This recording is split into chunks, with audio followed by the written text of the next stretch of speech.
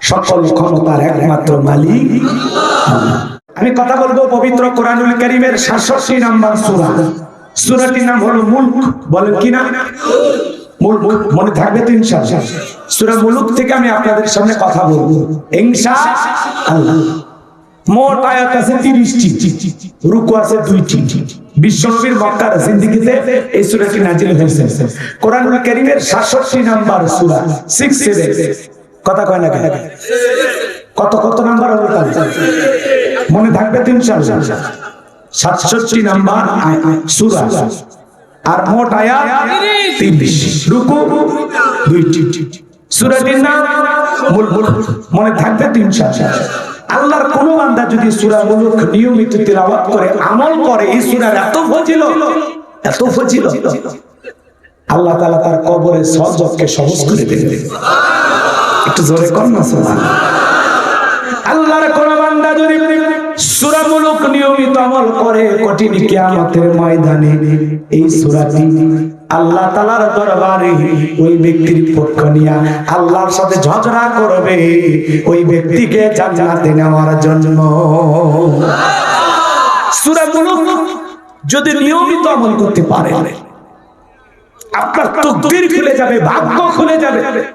আজকে মুসলমান কোরআনের সাথে আমাদের সম্পর্ক নেই। এক সময় এমনও ছিল, আলেম ওলামা ছিল না, মানুষ মরে গেছে, জানাজা দেওয়ার জন্য আলেম খুঁজে পাওয়া যায়নি। কথা বলে দেখেন, এখন তো ঘরে ঘরে আলেম, অলিতে গলিতে হাফেজ আলেম ঘরে। কথা কন। আজ থেকে 100 বছর আগে ভারতের একটি ঐতিহাসিক ঘটনা, 2 মিনিট আমি বলবো, রাগ করবেন না তো? আমার ভাইয়েরা, ভারতের বস্তি এলাকার মধ্যে কিছু মুসলমান বসবাস করত।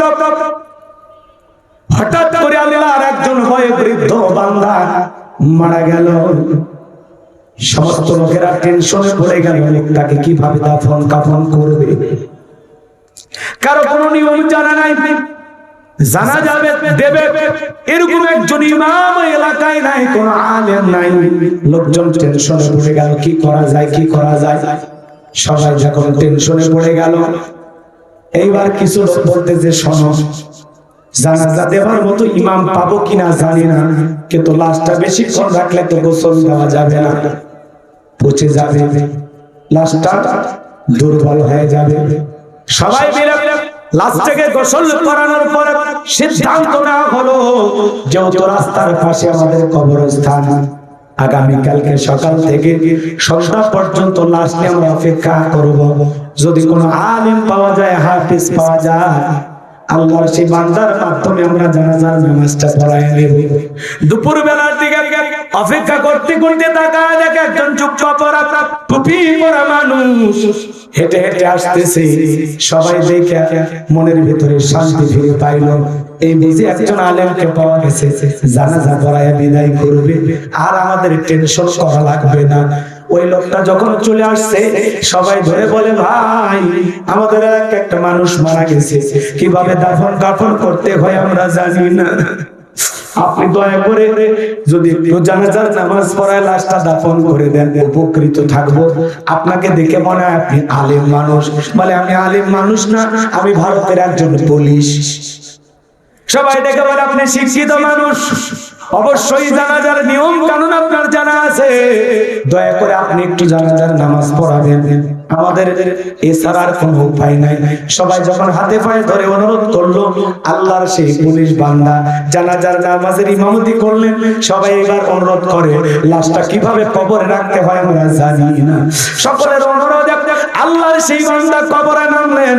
লাশটাকে রাখার পরে বাঁশের বিছানা বিছায়া দেওয়ার পরে মাটি চাপা দিয়া লোকটা যখন চলে গেলেন, অফিসে যাওয়ার পরে পকেটে হাত দেয়, জরুরি একটা পেপার ছিল, পকেটে হাত দেয়, পেপারটা খুঁজে পায় না, কাগজটা পায় না, টেনশনে পড়ে গেল। খুঁজতে খুঁজতে কবরস্থান পর্যন্ত আসলেন, পাইলেন না। এইবার ওই গ্রামের মানুষজনকে ডেকে বলে, ভাই আপনাদের কবরস্থানে লাশ দাফন করতে এসে আমার বিপদ ঘটে গেছে। আমি লাশটা নামানোর জন্য কবরে নামছিলাম, আমার পকেটে একটা দামি পেপার ছিল, কাগজ ছিল, ওই কাগজটা পড়ে গেছে। ওইটা যদি আমার কাছ থেকে হারিয়ে যায়, আমার চাকরি যাওয়ার সম্ভাবনা আছে। দয়া করে আপনারা আসেন, আমার বিশ্বাস কবরের ভিতরে কাগজটা পড়ে গেছে। সবাই যখন ডেকে বলে, ভাই এই মাত্র কবর দিলাম, সেই কবর কি খনন করা যাবে? বলে হ্যাঁ, এখন লাশ পচে না, গলে নাই, চলো যাই। সবাইকে নিয়ে যায়, কবরের মাটি টান দেওয়া হবে। একটা দুইটা বাঁধ যখন টান দিয়েছে, সবাই তাকায় দেখে আরে কবরটা আলোকিত। কে জানো পুরোটা কবর ফুল দিয়ে ডেকোরেশন করে দিয়েছে। সুবহানাল্লাহ।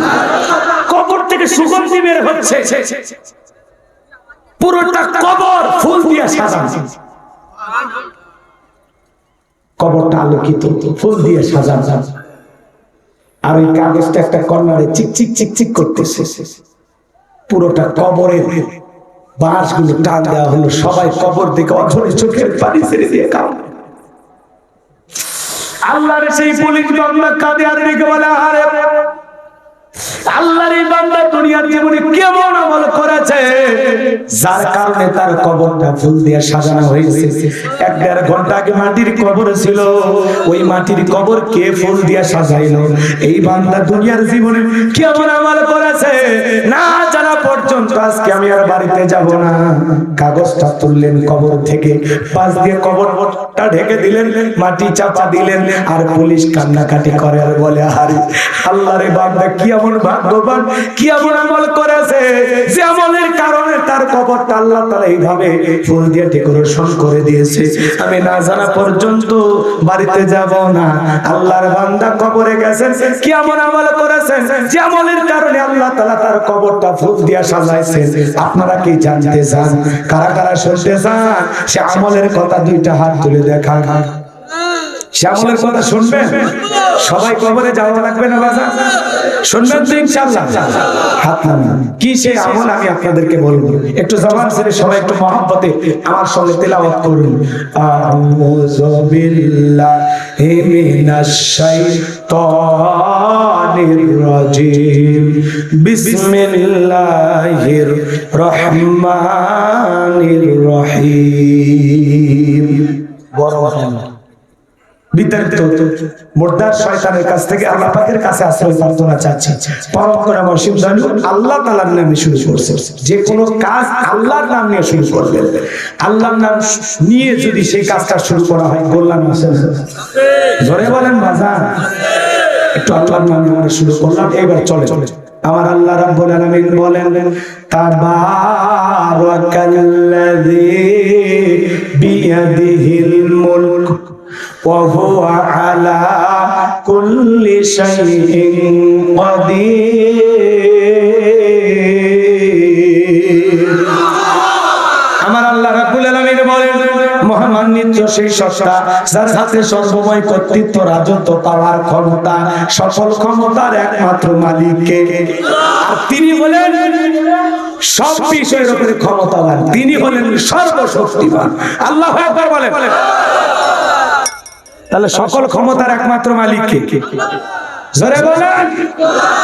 আমার আল্লাহ রাব্বুল আলামিন বলেন তাবারাকাল্লাযী বিয়াদিহিল মুলকু ওয়া হুয়া আলা কুল্লি শাইইন কাদির।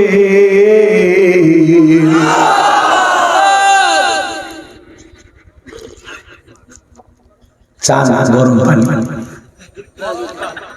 একটু খাই খাই গলাতে ধার ওঠে।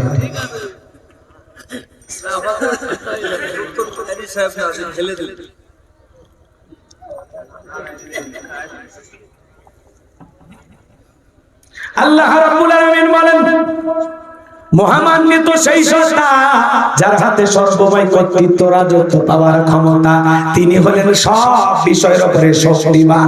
তাহলে সকল ক্ষমতার একমাত্র মালিক কে? আন্নাল কুওয়াতা লিল্লাহি জামিআ। ক্ষমতা, রাজত্বের একমাত্র মালিক কে? আল্লাহর চাইতে বড় ক্ষমতাধর কেউ নেই, আছে নাকি? ওয়ালাম ইয়াকুল লাহু কুফুয়ান আহাদ। আকাশ আর জমিনে আল্লাহর সমকক্ষ, আল্লাহর সমতুল্য আর কেউ নাই। চিৎকার মেরে বলুন আল্লাহু আকবার। তাহলে আল্লাহর চাইতে বড় কেউ আছে? আসমানে ক্ষমতা চলবে কা? জমিনে ক্ষমতা চলবে কা? সকল ক্ষমতার একমাত্র মালিক কে? লিল্লাহি মা ফিস সামাওয়াতি ওয়া মা ফিল আরদ। আকাশ আর জমিনের একচ্ছত্র মালিক আমার আল্লাহ। একচ্ছত্র মালিকানা কার? নাকি ডোনাল্ড ট্রাম্পের ভাগ আছে? ভারতের দাদা কার ভাগ আছে? কারো ভাগ নাই। সকল ক্ষমতার একমাত্র মালিক আল্লাহ। যারা বলে ক্ষমতার উৎস জনগণ, ওরা প্রাণ দিয়ে ভুলে, কথা কয় না গো? ওরা কি দিয়ে ভুলে? কি দিয়ে ভুলে? ক্ষমতার উৎস জনগণ না, ক্ষমতার উৎস কে?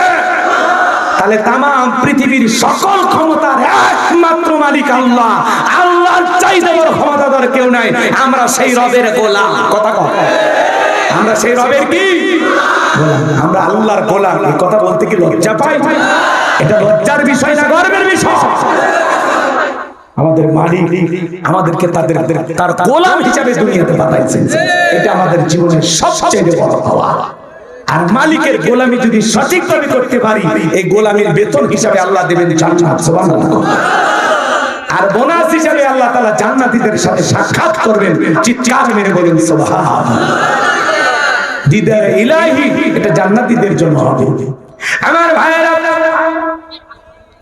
দিল দিয়া কথাগুলো বোঝার চেষ্টা করবেন। তাহলে সকল ক্ষমতার একমাত্র মালিক আল্লাহ। বিয়াদিহিল মুলক, সকল পাওয়ার রাজত্ব আমার আল্লাহর হাতে। কথা বলেন ঠিক না? তাহলে অনেকে প্রশ্ন করতে পারেন, হুজুর দুনিয়াতে যারা ক্ষমতায় থাকে এরা কি? যশোরে একটা ছেলে ঢাকায় চাকরি করে, ওই সুবাদে একটা জায়গায় থাকা লাগবে, একটা ফ্ল্যাট বাসা ভাড়া নিয়ে থাকে, ওর পরিচয় হলো ভাড়াটিয়া। পরিচয় 5-10 বছর চাকরি করলো, ওর পরিচয় হলো ভাড়াটিয়া। এ ভাইরা আমার, এই তামাম পৃথিবীতে যত মানুষ ক্ষমতার চেয়ারে বসে, আল্লাহ তাআলা সবাইকে ক্ষমতার চেয়ারটা ভাড়া দেয়। কেউ 5 বছর, কেউ 10 বছর, কেউ 20 বছর, 50-100 বছর, সবাই ক্ষমতার চেয়ারটা পায়। এটা হলো এরা ভাড়াটিয়া। এরা কেউ চিরকাল ক্ষমতায় টিকে থাকতে পারবে না। আর মনে রাখবেন, ক্ষমতা দেওয়ার মালিক কে? আরেকটু জোরে বলেন।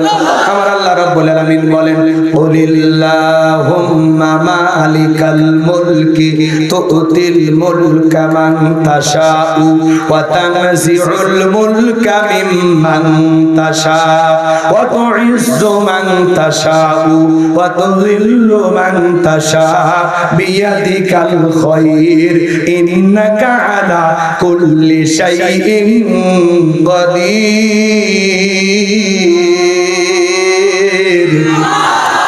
সূরা আলে ইমরান আয়াত নাম্বার 26। আল্লাহ রাব্বুল আলামিন জানিয়ে দিলেন, রাজত্ব দেওয়ার মালিক আমি। রাজত্ব দেওয়ার মালিক আমি আল্লাহ। রাজত্ব দেওয়ার মালিক কে? ক্ষমতার চেয়ারে বসানোর মালিক কে? ক্ষমতায় চেয়ারে বসাইলেই তাকে যে সম্মান দেওয়া হলো এমনটা না। ক্ষমতার সম্মান দুটো ভিন্ন জিনিস। এই ক্ষমতার চেয়ারে বসাইয়া অনেক মানুষকে আল্লাহ সুতার বাড়ি খাওয়ায় বিদায় করে। এই ক্ষমতার চেয়ারে বসে যারা জুলুম করে, অত্যাচার করে, ক্ষমতাকে বাপদাদার সম্পত্তি মনে করে, এই পৃথিবীর জমিনে অনেক মানুষকে আল্লাহ ক্ষমতার চেয়ার থেকে থাপ্পড় মারে বিদায় করছে। কথা বলেন। শ্রীলঙ্কার দিকে তাকায় দেখলেন না?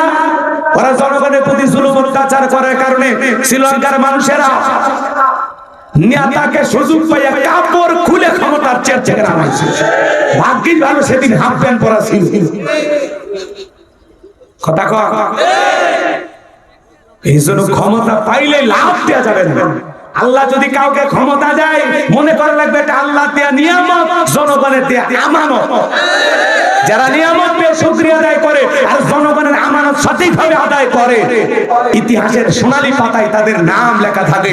যারা এই দুনিয়াতে ক্ষমতার চেয়ারে বসে ন্যায় বিচার কায়েম করে, আদল ইনসাফ প্রতিষ্ঠিত করে, মানুষের অধিকার প্রতিষ্ঠিত করে। কথা বলেন না কেন? আর যারা বাপদাদার সম্পত্তি মনে করে জুলুম করে, অত্যাচার করে, নিরীহ মানুষের জীবন নিয়ে খেলা করে, দাড়ি টুপিওয়ালাদের উপর নির্যাতন জুলুম চালা বিদায় করে, ওই সমস্ত জালেমদের নাম ইতিহাসের কালো পাতায় লেখা থাকে। ঘৃণা নিয়ে মানুষ নাম উচ্চারণ করে।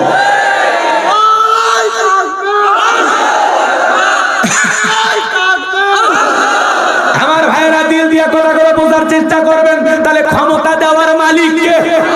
ক্ষমতা কেড়ে নেওয়ার মালিক কে?